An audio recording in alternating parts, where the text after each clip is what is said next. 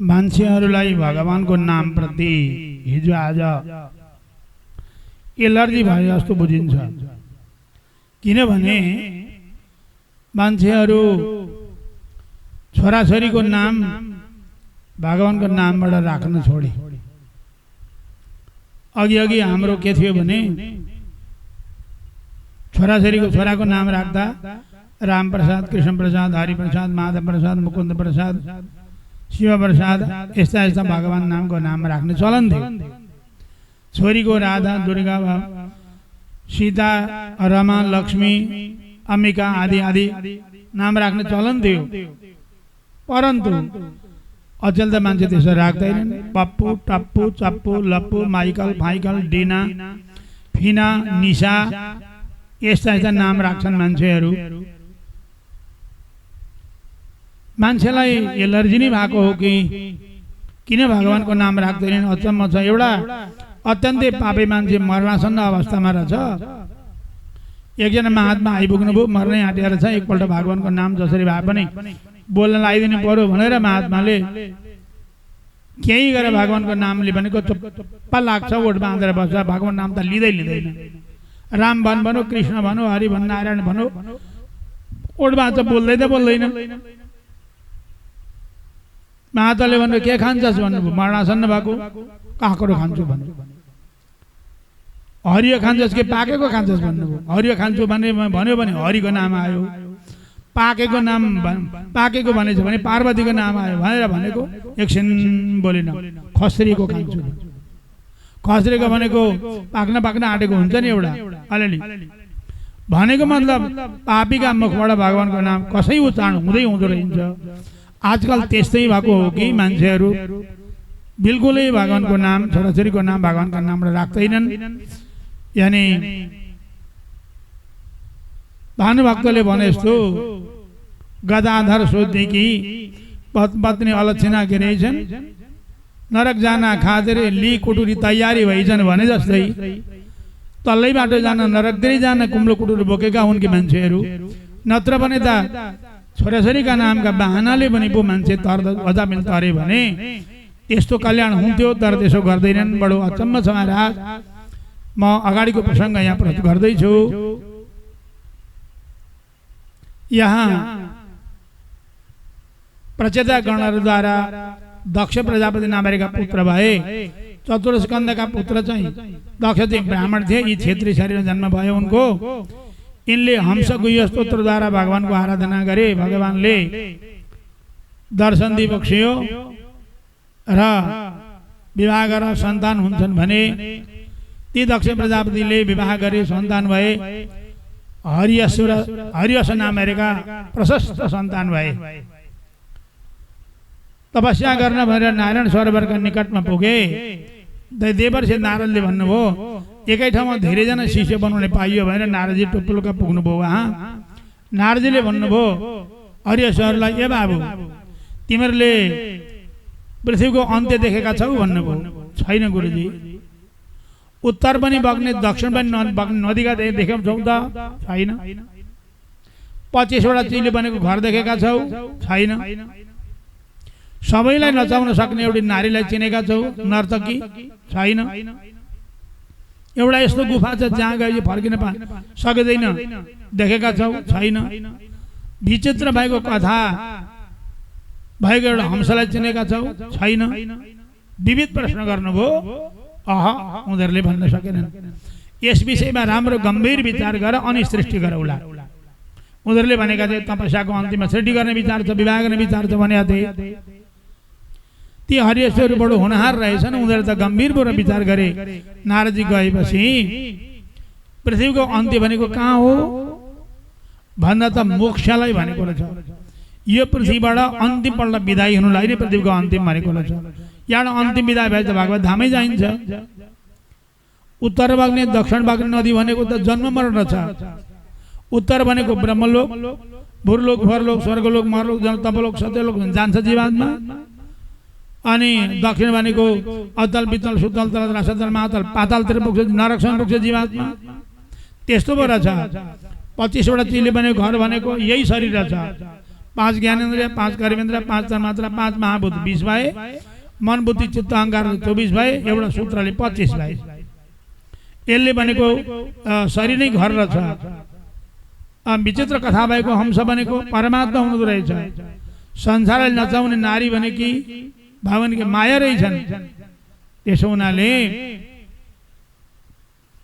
यो जहाँ गएको गुफा फेरि फर्किन नसक्ने गुफा भनेको संसारै गुफा रहेछ। यो सारा विचार गर्ने बित्तिकै उनीहरू अब विवाह गर्ने कुरा भएन भएर यही विषय चिन्तन गर्दै गर्दै मुक्ति गति प्राप्त गरे।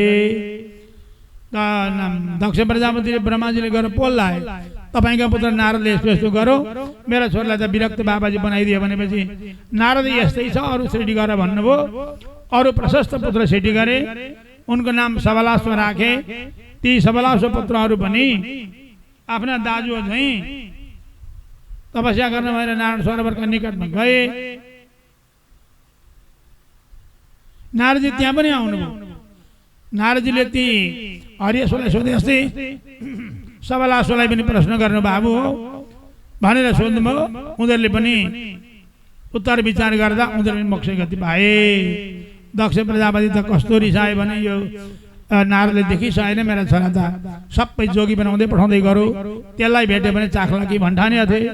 नारदजीको त्यो सिधा मन, त्यत्रो छोरा त वैरागी भए पनि अब त दक्ष प्रजाले वैरागी आयो होला, उसलाई पनि वो यही कुरा भन्नु पर्यो भनेर दक्ष प्रजापति जाँदा त परैबाट अहो असाधु को भन्छ है, ए असाधु, ए दुर्जन, तैँले मेरो छोरालाई भिक्षुको बाटो देखाइदिस्। 3 दिन मुक्त नभइकन काहीँ कसैको मुक्ति हुन्छ कि? त विष्णुका पार्षद मध्येको कलङ्की रहेछस्। तँलाई कुटेर मार्ने थिएँ तर साधुलाई मार्न भएन, म तँलाई श्राप दिन्छु। तैँले 1 मुहुर्त भन्दा एक ठाउँ बस्न नपाएस् भयो, श्राप गरे। नारदजीले भन्नुभयो हर हर गङ्गे, कति राम्रो वरदान दियो भाइ। एउटै चेला काममा 2-4 दिन बसेर दिन बित्यो। अब त एउटालाई 1 मुहुर्तमा बाबाजी बनाउँछु, अर्का मुहुर्तमा अर्कालाई उपदेश गर्छु, मेरा शिष्य गणधेरी भए भनेर नारदजी विदा भएर हिँड्नुभयो। सुखदेवजी अत्यन्त खुसी हुनुभयो यो प्रसङ्गमा। एतावान साधुवादो हि तितिक्षेत्येश्वर स्वयं, यही नै साधुको साधुता हो। आफू अर्काले आफूलाई प्रतिकार गरे भने त्यसको बदला नलिनु। नारदजीले चाहेको भए सके त श्राप दिन सक्नुहुन्न थियो र दक्षले भस्म गर्न सक्नुहुन्थ्यो, तर उहाँले यसो गर्नु भएन। यही नै साधुको साधुता हो। उनले 60 कन्या सृष्टि गरेको प्रसङ्ग छ। 27 चन्द्रमालाई, भूत अंगिरा कृषासुलाई 2-2, अनि केही कन्याहरू कश्यपजीलाई आदि आदि रूपले विवाह गरेर दिए। यहाँ कश्यपका सबैका सन्तानको वर्णन छ। कश्यपको सन्तान विशेष वर्णन छ। कश्यपका 16 पत्नी मध्ये अदितिबाट 12 पुत्र जन्मिए, 12 भाइ। विवस्वान, अर्यमा, पूषा, त्वष्टा, समिता, भग, धाता, विधातामा वरुण, मित्र, शक्र, उरुक्रमा यी 12 सूर्य हुन्। ती मध्ये त्वष्टाले दानवकी छोरी बिहे गरे। उनबाट विश्वरूप र सन्निवेश नामले 2 पुत्र जन्मिए। तिनी विश्वरूपलाई आचार्यले त्याग गरेका देवताले आफ्ना आचार्य बनाएर यज्ञ गराए। भनेपछि परीक्षितले प्रश्न गर्नुभयो, गुरुदेव के गल्ती गरे देवताले र उहाँले बृहस्पतिले त्याग गर्नुभयो भन्दा बृहस्पति गुरुको कृपाले इन्द्रले स्वर्ग प्राप्ति गरे, स्वर्गका राजा भए। स्वर्गका राजा भएपछि कहिल्यै गुरुको दर्शन गर्न गएन। कहिल्यै गुरु आश्रममा गए वर्षौं गएनन्। स्वर्गको ठुलो कारोबार भ्यारन होला, मै दर्शन दिनु जानु पर्यो भने कृपा गरेर बृहस्पति गुरु उही जहाँ गइदिनु भयो, पुगिदिनु भयो। अप्सरा नृत्य गर्थे, गन्धर्व गाउँथे, जय जयकार गर्थे देवताहरू। इन्द्र इन्द्राणी सिंहासन बसेका थिए। बृहस्पति गुरु आएको देखे, परबाट गेटबाट भित्र छिरेको। गुरु न सुरु नाच खुरुखुरु भने चटै पठाएनन्। नोच चाला सनादेन्द्र पश्यन् विसभागत। सभामा आएको गुरुलाई देखेर कर्तव्य त के थियो भन्दा जुरुक्क उठेर गएर बाटैमा साष्टाङ्ग दण्डवत गरेर अनि सिंहासन राखेर चरण प्रक्षालन गरेर चरणोदक लिएर पूजन गरेर गर्नु पर्थ्यो। उनले त चटै पटाएनन्, धेरै बेर उभिनु भयो, बोल्दै बोलेनन्, बसौँ पनि भनेनन्। म अमरावतीको राजा भइसकेँ, अब के को गुरु भन्ने पो घमण्ड भएछ उनलाई। त साह्रै माथि छ भनेर फनक फर्केर हिँड्नुभयो। गुरु विपरीत हुने बित्तिकै इन्द्रको मुटु काम्यो। मैले के गल्ती गरेँ होला भनेर विचार गर्दा त ओहो मैले गुरुदेवको हेला गरेँ, बोध त भयो इन्द्रलाई। सिंहासन ओर्लिए, दौडिए, गएपछि पछि क्षमा माग्न, तँलाई यतिले मात्रै सबक मिल्दैन भनेर अन्तर ध्यान हुनुभयो। गुरुलाई नभेटेपछि फर्केर आए। महाराज जसै गुरुपतिको हुनुभयो, दानवले सिंहको पाए, आक्रमण गरेर डङ्काका चोट बजाएर देवतालाई कुटेर स्वर्गबाट खेचेर पातालतिर भगाइदिएर आफू राजा भए। अब दुःखका कष्ट कति हजारौं वर्ष दुःख प्राप्त गरे देवताहरूले, अत्यन्त कष्ट प्राप्त गरिसकेपछि ब्रह्माजीका शरणमा गए। दुःख पाइयो भन्दा जसले आफूभन्दा ठुलाको तिरस्कार गर्छ, आफूभन्दा सानाबाट तिरस्कृत हुनुपर्छ। कुरा बुझ्यौ? गुरुको अवहेलना गर्यौ, त्यसकारण तिमीहरूले दानबाट तिरस्कृत हुनु पर्यो। अब तिमीहरूका भतिजा विश्वरूप ब्रह्मचारी छन्, उनमा नारायण कवचको विद्या छ, जाऊ यज्ञको आचार्य बनाऊ, नारायण कवचको विद्या प्राप्त गर, अनि यज्ञको आचार्य बनाएर यज्ञ गराऊ, बल्ल तिमीहरूले दानवलाई जित्दछौ, नत्र तिम्रो उपाय छैन भनेपछि देवताहरू मिलेर गए विश्वरूप कहाँ र बाबु हामीलाई सहायता गर्नु पर्यो, हाम्रो यज्ञको राजा बनाइदिनु, हामी यज्ञको आचार्य बनाइदिनु पर्यो, नारायण कवचको विद्या दिनु पर्यो, हाम्रो पौरोहित्य कर्म गरिदिनु पर्यो भन्दा विश्वरूपले भन्नुभयो पौरोहित्यम बिगरहितम, पौरोहित्य कर्म त्यति प्रशंसनीय कर्म त होइन। फेरि पनि अब मेरा पूर्वजले भन्नुभयो भने म प्राणै अर्थै छ साधे उपाय गर्छु नि भनेर पौरोहित्य स्वीकार गरे। पहिले नारायण कवचको विद्या प्रदान गर्नुभयो विश्वरूपले। इन्द्र आत्मा धोएर उत्तर फर्केर बस्नु पर्दछ र ओ नमो नारायणाय, ओम विष्णुवे नमः, ओम नमो भगवते वासुदेवाय, यी भगवानका मन्त्रले अङ्गन्यास करनास गर्नु पर्दछ र यो स्तोत्र पाठ गर्नु पर्दछ। ओम हरिर्विदध्यान मम सर्वरक्षां न्यस्ताङ्घ्रि पद्मा पदगेन्द्र पृष्ठे दरारि चर्मासि गदेषु चाप पाषाणददानोष्ठ गुणष्ठ बाहु। अ उ म तीन अक्षरले ओम हुन्छ। ओमकार स्वरूप अ वासुदेव, उ ब्रह्मा, म शिव, अथवा थूल सूक्ष्म कारण, अथवा सत्वरजस्तम, अथवा ओम इत्येकाक्षरम ब्रह्म, एकाक्षरी ब्रह्म पनि हो ओमकार। ओमकार स्वरूप हुनुभएको हरि भगवानले मेरो रक्षा गरिबक्स्यो, जो शङ्ख चक्र गदा पद्म धारण गरिबक्सिन्छ। भगवानले मलाई जले जमम रक्षतु मूर्ति, मत्स्यावतार भगवानले मलाई जलमा रक्षा गरिबक्स्यो, थलमा वामन भएर रक्षा गरिबक्स्यो।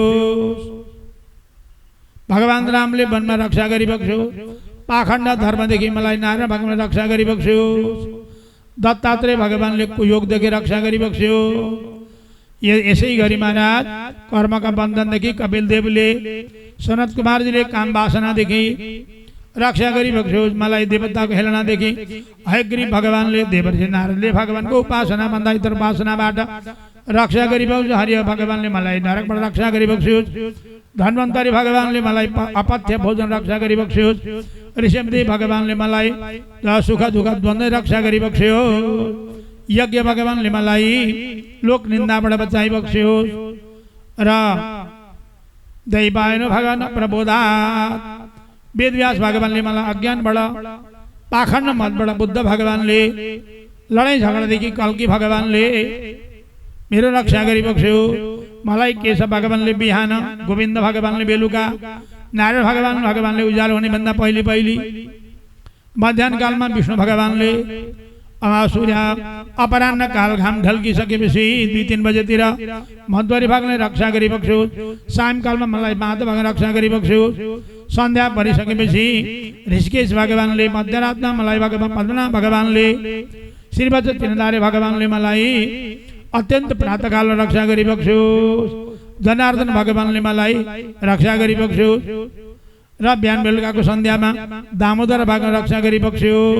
हे भगवानका सुदर्शन चक्र हजुर त भगवानका हातमा भ्रमण गरिरहनुहुन्छ मेरा काम क्रोध लोभ मोह मद मात्सर्यलाई नष्ट गर्नुहोस् हे कौमुदकी गदा मेरा भावनालाई दुर्भावना चूर्ण गर्नुहोस् चूर्ण गरिदिनुहोस् भनेर शङ्ख चक्र गदा पद्म गरुड विश्वक्सेन आदि भगवानका सम्पूर्ण पार्षदले मेरो कदम कदममा रक्षा गरिबक्स्योस् नृसिंह भगवानले मेरो रक्षा गरिबक्स्योस् जसको अट्टहासले दानवका पत्नीहरूका गर्भवतन हुन्छन् हे इन्द्र यो नाणकत विद्या सिद्ध गर्यौ भने जहाँ जहाँ पाइलो राख्छौ त्यहाँ त्यहाँ तिम्रो विजय हुन्छ एउटा कौशिक ब्राह्मणको उदाहरण समेत पनि उहाँले दिनुभयो विश्वरूपले कौशिक ब्राह्मण नारायण सिद्ध गरेका थिए मारवाड देशमा मरेका थिए कागले एउटा कुनै पक्षीले एउटा उनको हड्डी लगेर नदीमा प्रवेश गराउने बित्तिकै मुक्तिभक्त भएर गएका थिए त्यसो हुनाले नाडकवचको यो महिमा छ तिमीले सिद्ध गर यसलाई विजय प्राप्त गर्छौ भनेपछि इन्द्रले नाडकवच सिद्ध गरे दानवसँग युद्ध गरे र स्वर्ग विजय प्राप्त गरे आनन्दले स्वर्गमा बसे स्वर्गमा बसेपछि ल स्वर्ग स्थायित्वका लागि यज्ञ गराइदिनुहोस् भने विश्वरूपलाई यज्ञमा आचार्य बण गरे यज्ञका आचार्य हुनुभयो विश्वरूपको एउटा गल्ती थियो ब्राह्मण भए पनि दानवका भान्जा यिनकी आमा दानवकी छोरी हो अब यिनी अन्न त खान्थे यज्ञ गरे उनीहरूले सोमरसपान पनि गर्थे मामा घर जाँदाखेरि माउलीहरूले ती दानवले भन्दा रहेछन् भान्जा एक गिलास त केही गर्दैन भन्दा रहेछन् त्यही मात्ने कुरा मदिरा भान्जा एक गिलास भने अब पहिलोपल्ट त नाक थोनेर खायो होला नि कहिले नखाएको त गनाउँदो अब भोलिपल्ट खायो अर्कापल्ट खायो अब त माउले गएपछि मामा छैन त्यो भन्दा थाले ल्याउनुहोस् मदिरापानले के गर्छ भन्दा एउटै काम गर्छ बुद्धि भ्रष्ट गर्छ मदिरा जब मदिरा मत्त भयो नि दानव के भन्छन् भान्जा तपाईँ त यज्ञका आचार्य हुनुभयो हामीले त कसैले पनि त्यो घिउ चामलको आउती दिँदैनन् हामीले त मन छाएको मात्रै हो यसो मन छाउँछ नि के जाति लाएर कालो चालो दलदाल पाएर हो त्यस्तो मात्रै हो हामीलाई तपाईँले यज्ञको आउती हाम्रा नामले पनि हालिदिनु है देवताको यज्ञमा भनेपछि हुन्छ मामा भने इन्द्रको यज्ञ गराउँदा त उच्च स्वरले इदं विष्णुर्विचक्रमे त्रेधानि दधे पदं समूढमस्य पागो स्वरे स्वाहा ओम विष्णवे स्वाहा ओम त्रातारमिन्द्रममितारमिन्द्र गुंहवे हवे इत्यादि उच्च स्वरले देवतालाई आहुति दानवलाई रावणाय स्वाहा बल्लाय स्वाहा पाकाय स्वाहा हिरण्याक्षाय स्वाहा हिरण्यकशिपुः स्वाहा भने बिस्तार दानवले आहुति गर्दा रहेछन् इन्द्र घुम्दै आउँदा त होइन गुरुजी त दानवका नामले आहुति हाल्दै हुनुहुन्छ के हो यो भन्दा त दानवले आहुति दिएको देखे इन्द्र पनि असहनशील व्यक्ति वज्र उठाएर वज्रले प्रहार गरेर आचार्यको ठाउँ हत्या गरे भुत्तुक्कै मारिहाल ब्राह्मण थिए नि ब्रह्म हत्या आइलाग्यो त्यो ब्रह्म हत्यालाई यिनले चार भागमा विभाजन गरे मातृवर्ग जल पृथ्वी वृक्ष एउटा वरदान पनि दिए महाराज त्यसो भएपछि उनका पिता कोष्ठालाई बडा पीडा भयो मेरो छोरो मारिदियो भनेर इन्द्रका भाइ उनले मारण यज्ञ गरे मारण यज्ञ के भन्ने मन्त्र भन्दा इन्द्र शत्रु विवादस्व माछिरम जय विद्युषम मन्त्र पढ्दै लगे पुटिक चाहिँ हे इन्द्रका शत्रु बडा प्रकट हो शत्रुलाई समाप्त गर स्वाहा परन्तु पढ्ने ब्राह्मण कमजोरी रहेछ इन्द्र शत्रु विवर्धस्व भन्नु पर्नेमा इन्द्र शत्रु विवर्धस्व अन्त्य उदात्त गर्नुमा आदिमा उदात्त गरेछन् इन्द्रले मार्नेवाला व्यक्ति पैदा हो भन्ने उल्टो अर्थ लाग्यो यज्ञ कुण्डबाट विशाल काया प्रकट भएको दानवी शक्ति प्रकट भयो वृत्रासुर भयानक महाराज देवताहरूले आक्रमण गरेका देवताका हतियार त हात्तीले उखोका लाग्र चबाएपछि कराकुरुक चबाइदिन थाल्यो देवताहरूलाई खदेड दियो देवताहरूले आर्त पुकार गरे भगवानको बहुत पुकार गरे भगवानले भनिबक्स्यो भगवानले दधिची ऋषिका मा जाऊ उनले सम्पूर्ण अस्त्र विद्यालाई पानी बनाएर पिउनु भएको छ, सिद्ध हुनुहुन्छ, उनको हड्डी माग, उनका हड्डीबाट वज्र बनाऊ अनि मात्र वृद्धाश्रम मर्छ न मर्दैन भनेपछि गएर दधिची ऋषि कहाँ गएर गुरुजी तपाईँ मर्नुहोस् न भने। मैले कसको पिँडालु बारी फाँडेर मर्नु, मैले के गरेर मर्नु, तिमीहरूको के गरेँ मैले मर्नु भन्दा होइन तपाईँको हड्डीबाट हामी वज्र बनाउँछौँ र दानवलाई मार्छौँ भने विष्णु भगवानले आएर हड्डी मागे पनि दिन सकिँदैन। कसरी दिनु आफ्नो हड्डी भनेको? गुरुजी परमार्थीले अर्काको दुःख देख्दैन, स्वार्थीले आफ्नो दुःख, परमार्थीले आफ्नो दुःख देख्दैन, स्वार्थीले अर्काको दुःख देख्दैन अरे। हामी स्वार्थी, हजुर परमार्थी भनेको तिमीहरूको परीक्षा लिएको मात्रै हो, मरिदिन्छ नि त भन्नुभयो। योग बलले मरिदिनु भयो, प्राण छोडिदिनु भयो दधिचीले। कस्ता कस्ता महापुरुष हुनुभयो हाम्रो इतिहासमा हेर्नु, अर्काको लागि मरिदिनु भयो दधिची। अनि हड्डी निकालेर वज्र बनाएर युद्ध गर्न गए महाराज। अब त घमासान युद्ध हुन थाल्यो, वृत्रासुर र यता देवताको युद्ध हुन थाल्यो। भागे देवताहरू ठाड पुच्छर लाएर सिंहले देख्दा अरू वस्तु भागे जस्तो भागे। इन्द्रले भने भाइ, वृत्रासुरले भने ए इन्द्र, यो युद्धमा भागेर किन बेइज्जती कमाउँछौ, फर्कन, सक्छौ भने मसँग युद्ध गर्न भन्दा केही लागेन। वृत्रासुरका सेना पनि भागे एकपल्ट। उनले भने, वृत्रासुरले भने भाइ हेर, दोडा मृत्यु प्रसन्न छन्, या त भगवानको चिन्तन गरेर मुक्तिको पाउनु, या त युद्धमा धर्म युद्ध प्राण स्वर्ग पाउनु भनेको ती पनि फर्केनन्। फेरि देवताहरू फर्किए। यो यहाँ घमासान युद्ध भयो। भयावह युद्ध हुँदा हुँदै त वृत्रासुरलाई झट्ट भगवानको याद आयो। यी पूर्वजनका भक्त थिए वृत्रासुर। उनले त के भने भनेदेखि युद्ध गर्दा गर्दै अहम हरे तव पादैक मूल दासानुदासो भवितास्मि भूयः मनस्मरेता सुपतेरे गुणाते गृणीत कर्म करोतु कायः। हे भगवान, म हजुरका चरणको दासको पनि दासको पनि दास हुन सकौँ। अहम च नारायण दास दास दासस्य दासस्य दास दास भने जस्तो म हजुरका भक्तको पनि भक्त हुन सकौँ। मलाई स्वर्गको राज्यको इच्छा छैन, पातालको राज्यको इच्छा छैन, भूमण्डलको राज्यको पनि इच्छा छैन, योग सिद्धि अपुनर्व मोक्षको पनि इच्छा छैन। समञ्जसत्वा विरहय काङ्क्षे, म केवल हजुरका चरण कमलको चिन्तन गर्दछु।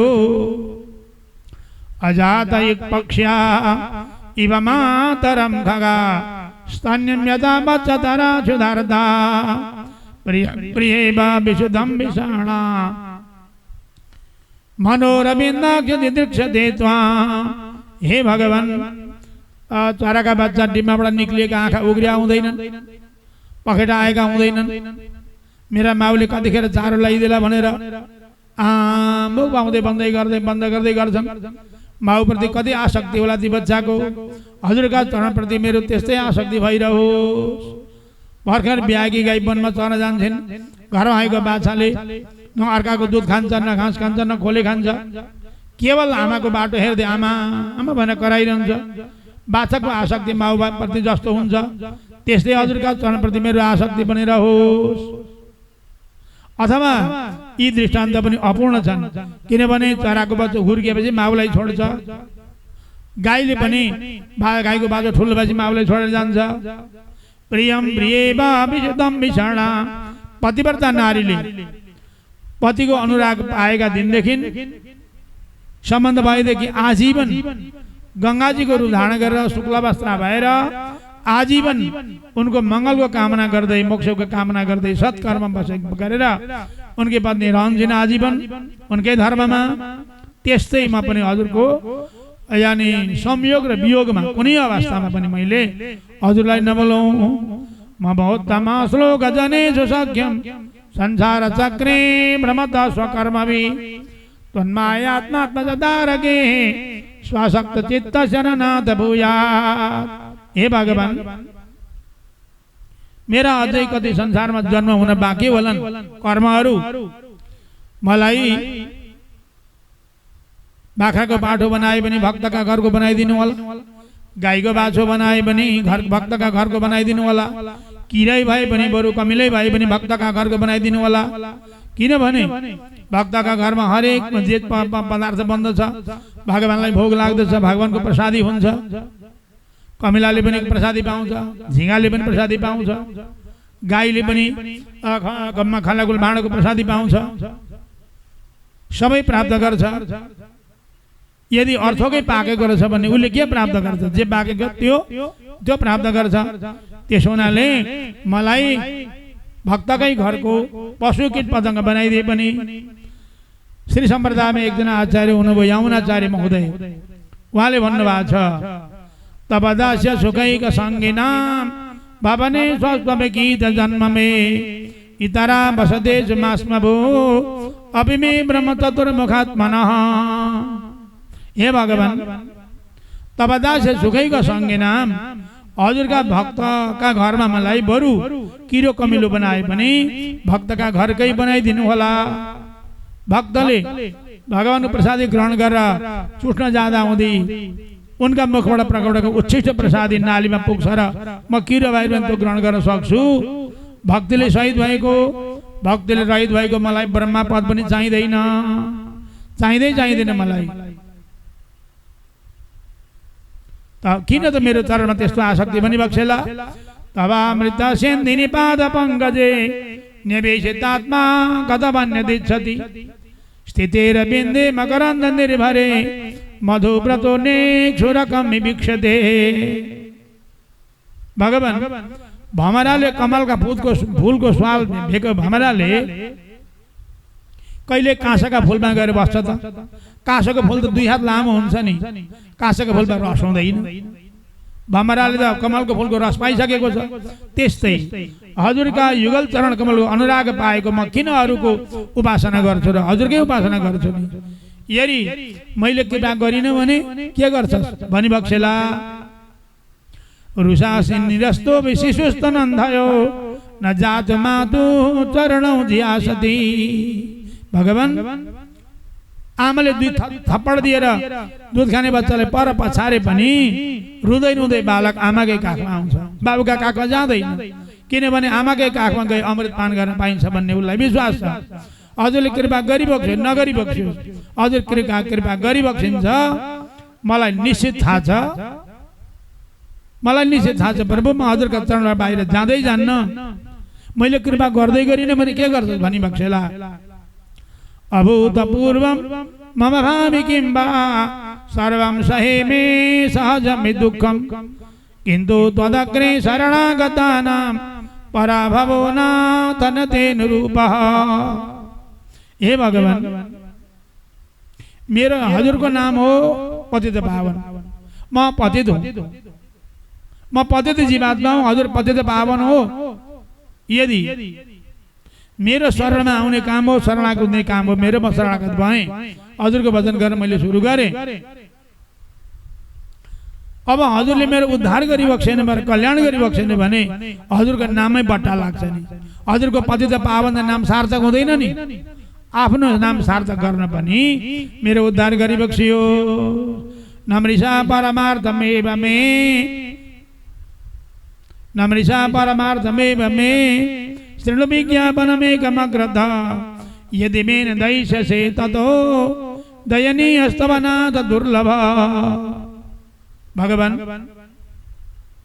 म एउटा सत्य विज्ञापन गर्दैछु हजुरलाई। हजुरले उद्धार गर्ने पात्र मै हो। यदि मेरो उद्धार गरिबक्सेन भने हजुरले म जस्तो उद्धार गर्ने पात्र भेटी पनि बक्सेन्न। त्यसकारण भगवान पालय मास्म जिहप, हे प्रभु मलाई नत्यागी बक्स्योस्, मेरो उद्धार गरिबक्स्योस्। यसरी यमुनाचार्य महोदयले निवेदन गर्नुभएको छ। वृत्रासुरले पनि प्रभु म जुन योनिमा पशु कीट पतंग गए पनि भक्तका घरकै पशु प्राणीबाट जन्म लिउँ भनेर युद्ध गर्दै थिए। युद्ध गर्दा गर्दै इन्द्रले वज्र हानेर 2 हात काटिदिए।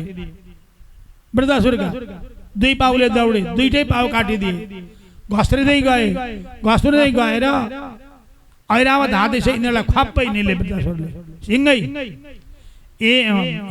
इन्द्रले योग बलले पेट फुटाएर बाहिर आएर 1 वर्षको अन्तरात्मा वज्र हानेर वृत्रासुरको शिर छेदन गरे। वृत्रासुरको आत्मस्तुति गाएर शेष भगवानका चरणमा विलय भयो। भक्तवत्सल भगवानको यसरी भक्तिको पराकाष्ठाको वर्णन गरियो वृत्रासुरमा वृत्रभागवतको। अब अगाडि यी पुरोजना को थिए यो प्रसंग प्रस्तुत गरिनेछ। पुरोजनमा एकजना चित्रगुप्त राजा हुनुहुन्थ्यो। रानी प्रशस्त, सन्तान थिएनन्। एक दिन अंगिरा ऋषि आउनुभयो। राजन कुशली हुनुहुन्छ भनेर सोध्नुभयो अंगिराले चित्रगुप्त राजालाई। महाराज अर्थोक त कुशलै छ, किन्तु सन्तानको अभावले दुखी छु, रानी धेरै छन् सन्तान छैन भने। भइगयो त भन्नुभएर अलिकति पायस अभिमन्त्रण गरेर दिनुभयो। यो ग्रहण गर्नु, रानीलाई दिनु, बालक असल हुन्छ, तर हर्ष र शोक दुइटै दिन्छ है त्यसले भन्नुभयो। महात्मा विदा हुनुभयो। राजाले सुगन्धि लिए, पत्नीलाई दिए, गर्भवती भइन्, बालक जन्मियो। साह्रै सुन्दर शुक्लपक्ष चन्द्रमा चाहिँ बढ्दै बढ्दै बढ्दै गयो। अनि रानीका मनमा ईर्ष्या जागृत भयो। उनको चाहिँ सन्तान भयो र राजा उनीसँग बोल्छन्, आउँछन्, जान्छन्, हामीसँग कुरै गर्दैन, दासी भन्दा पनि तल्ला श्रेणीका भयौँ हामी। यो बच्चालाई विदा गर्यौँ भने हाम्रो बराबरका त होइजान्छौँ भनेर बालकलाई निदाका बेला विष छटाएछन्। बालक गोविन्दाय नमो नमः। बालक गए। अब त महाराज यहाँ विलापको कुरा लेखेको छ। अध्याय सिंगै विलाप गर्न हामीले जानेकै छ। कति विलाप गर्छ, मान्छे खुब रुन्छन् मान्छे मर्दा। खै रुनु हुँदैन भन्ने लेखा छ शास्त्रमा। रुने चलन छ, चलन पनि हो रुने। यो कलकत्तादेखि पर एउटा गाउँ छ अरे, त्यहाँ घरमा कोही मर्यो भने घरकाले रुनु हुँदैन अरे। रुने मान्छे भाडामा ल्याउनु पर्छ अरे। त्यही रोइदिने मान्छे गाउँ छ अरे। खेताला आउने काम गरे मजदुरको गाउँ हुन्छ नि, त्यसै गाउँ छ अरे। अनि उहाँ गएर भाइ यो रुन आउनु पर्यो भने कतिजना आउनु पर्यो भन्छन् अरे। यतिजना। कति घन्टा रुने, यति घन्टा रुने। को मरेको, फलानु मरेको, किन उनीहरूलाई विलाप गर्ने भाषा चाहियो नि त। अनि आउँछन् अरे गफ गर्दै गर्दै, आले हामी आउँछौँ भने आए। आँगनमा आइसकेर चाहिँ गेटमा हिँड्दा चाहिँ गरेर बर्लङ्ग लडिहाले। मेरो भाइ भने म के गरौँला भने विलाप गरे। बेला बेला पिलिक्का पिलिक्का घडी पनि हेर्छन् अरे। अब घन्टाका घडी घन्टा रुनु पर्यो नि। त्यो विलाप मिलाइ मिलाइ भाषा आँसु पनि आउँछन् तिनीहरूका दा। अनि रोए रोए यसो घडी पुरा भयो, जुरुक्क उठे, दुलो टक्टक गयो, पैसा ल्याऊ, रोको पैसा ल्याऊ भने गयो। अब त्यस्तै जस्तो यहाँ पनि खुब रुने चलन छ। मान्छे रोका बेला यसो सुन्नु कि र ध्यान दिएर सुन्नु। म सुन्छु कहीँ मान्छे मरिहाल्छ, सुन्छु कता कता।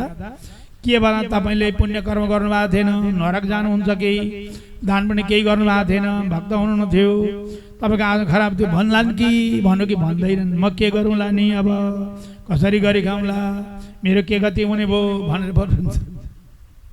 वेदमा लेखा छ, नवा अरे पत्यु कामाय पत्नी प्रिया भवन्ति भवति, आत्मनस्तु कामाय पत्नी प्रिया भवति। नवा अरे पत्न्या कामाय पति प्रिय भवति, आत्मनस्तु कामाय पति प्रिय भवति। नवा अरे पुत्राणां कामाय पिता प्रिय भवति, आत्मनस्तु कामाय पिता प्रिय भवति। नवा अरे पितुः कामाय पुत्राः प्रिया भवन्ति, आत्मनस्तु कामाय पुत्राः प्रिया भवन्ति। उनीहरू त आफ्ना लागि रोका अरे, गका लागि त रोका होइन अरे। त्यसो हुनाले महाराज खुब रोए, खुब रोए। तिनीहरू रुँदा रुँदा रुँदा विलाप गरेपछि यही हो मौका भनेर नारद ऋषिलाई फेरि अंगिरा ऋषि आउनुभयो। रुँदैछन्, विलाप गर्दैछन् नि। ए महाराज यो को मरेको, किन रोएका, के भएको भन्दा त महाराज मेरा पुत्र मरे, कति राम्रा थिए, यस्तो थिए, खेल्दथे, यस्तो गर्थे, आदि रोए। तपाईँको बामा तपाईँलाई छोड्दैन थियो भनेको हो नि, मेरै पुत्र हुन् भने। नारदजीले भन्नु बोलाइदिउँ त, बोलाइदिनुहोस् बोलाइदिनुहोस् भने। नारदजीले बोलाइदिनु भयो त। जीवात्मन पश्य भद्रम दे मातरम वितरम चते, सुनिदो बान्धवा शब्दा सुचात्मक गर्दै वृषम। हे जीवात्मा, हेर तेरा माता पिता रोएका, आइजन शरीरमा प्रवेश गर। राजगति खाली हुनेछ भोलि, राजगतिमा तैँले बस्नुपर्छ। तेरा वेद पढ्ने साथीहरू ठुला ठुला भइसके, खेल्न आइज, उठ। प्रवेश गर शरीरमा भनेको त झललल जीवात्मा आकाशमा आयो। के भन्छ नारदजीलाई? कस्मिन् जन्मन्यमि मह्यं पितरो मातरो भवन् कर्मवीर भ्राम्यमाणस्य देवतेर्यङ्ग्रियो निशो। नारदजी कुन जन्मका माता पिताको चित्त बुझाएर सक्नु मैले? एकपल्ट गाईको बाछो भए त्यहाँ पनि म मर्दाखेरि गाई गोरु रोए मेरो माता पिता भएर। बाख्राको पाटो भए म मर्दा रोए, चराको बच्चो भए म मर्दा रोए, कुकुरको छाउरा भए म मर्दा रोए। म त कर्म भोग्दै भोग्दै हिँडेको, एकपल्ट यिनको पुत्र भए म त कर्म भोगेको भन्दा तिनीहरूले प्रष्ट सुन्ने गरिकन भन्यो, ओहो लो यो त होइन रहेछ हाम्रो पुत्र भनेपछि वैराग्य भएर अनि तिनलाई संस्कार गरेर महाराज मुनि नारदजीद्वारा उपनिषदको मन्त्र प्राप्त गरेपछि दशरथले 7 दिन 7 रात जप्यौ भने तिमी विद्याधर योनि प्राप्त गर्छौ, देवताको दर्शन गर्छौ भन्नुभयो। त्यो मन्त्र दिएर जानुभयो। उनले त्यो 7 दिन 7 रात वृत्तान्त त्यही चित्रकूट मन्त्र जपे, दिव्य मन्त्र जपे महाराज। शेष भगवानको दर्शन पाए। शेष भगवानले दिव्य दर्शन दिबक्स्यो, एक विमान दिबक्स्यो। त्यो विमानमा चढेर आकाश मण्डलमा उड्थे, कैलाश पुगेछन्। शिव पाण्डेजीले पार्वतीलाई काखमा राखेको अवस्था रहेछ। अब तिनले शिवजीको निन्दा गरे, यो कस्तो धर्मगुरु भएर पनि पत्नीलाई काखमा राखेको, के गरेको यो? साधारण व्यक्तिले पनि पत्नीलाई काखमा राख्दैनन्, एकान्तमा धारण गर्छन् भने यो धर्मगुरु। खुब निन्दा गरे। शङ्करजीले चाहिँ कामदेवलाई चुनौती दिन त्यसो गरेको रहेछ। अघि शङ्करजीले जलाउनु भयो नि त कामदेवलाई। तपाईका साथमा पार्वती थिइनन् र पो मैले तपाईले मलाई जलाउनु भयो त, नभए म तपाईलाई जलाउँथे पार्वती साथमा भए, कामले जलाउँथे भनेर कामदेवले चुनौती दिएर छन्। ल पार्वतीलाई काखमा राख्छु त आइजन् त भनेर कामदेवलाई चुनौती दिन लिनु भएको छ। कामदेवले किन सक्थे र शिवजीलाई? त्यही मौका आइपुगेछन् र फेरि निन्दा गरे। शिवजी त बोल्नु भएन, समुद्र गर्जिँदैन। पार्वतीले भन्नुभयो, ए दुष्ट, यत्रा ऋषि मुनिहरू यहाँ छन्, कोही नबोल्ने तै होस् न धर्मको वक्ता, शासन गर्ने तै होस्। तैले भगवानको निकट पुग्न पाउँदैनस्, तैले तुरन्त दानवीरमा झरिहाल्नु पर्छ, श्राप दिनुभयो। थमक्कन विमान ओर्लिएर पार्वतीलाई दण्डवत प्रणाम गरे। माताजी अप्रिय कुरा बोले, नराम्रो लाग्यो होला, किन्तु जहाँ गए पनि भगवानलाई भुलिएन भने कोही फरक पर्दैन भनेर उनले तीनै व्यक्ति गएर अनि उहाँ वृत्रासुर भएर जन्मिएका। वृत्रासुर भएर जन्मिएर युद्ध भूमिमै भगवानको पकारा गर्दा गर्दै इन्द्रका वज्रबाट मारिएर मुक्ति गति प्राप्त गरे। र यिनको मुक्तिको प्रसङ्ग अगाडि महाराज पुंस भने यहाँ वंशावली गर्ने क्रममा कसैको सन्तान वर्ण गर्ने क्रममा कसैकी पत्नी दितिले इन्द्रलाई मार्न सक्ने पुत्र प्राप्ति गरौँ भनेर मागे पतिसँग। त्यस्तो मलाई तन्त्र मन्त्र अनुसार बताउनुहोस् भने अब कसैले भन्नुभयो, इन्द्र पनि मेरै छोरो, यीबाट जन्मिए मेरै छोरो, एउटा छोरालाई मारेर अर्को छोरो किन पाउनु? के बुद्धि हो यिनको? ल हुन्छ भन्नुभयो र 1 वर्षमा पुर्याउने कठोर व्रत बताउनु भयो। यसरी स्नान गरौँ, एक साग खानु, प्राण पूजा गर्नु, हवनादि कर्म गर्नु, लामो विधान बताउनु भयो। पूर्ण भयो व्रत भने इन्द्रलाई मार्ने हुन्छ, पूर्ण खण्डित भयो भने इन्द्रको मित्र हुन्छ है भन्नु कश्यपले। ल हुन्छ। खोप कठोर व्रत गर्नुभयो उहाँले। इन्द्रले थाहा पाए सानीमाले मलाई मार्ने व्रत गर्दै हुनुहुन्छ भन्ने।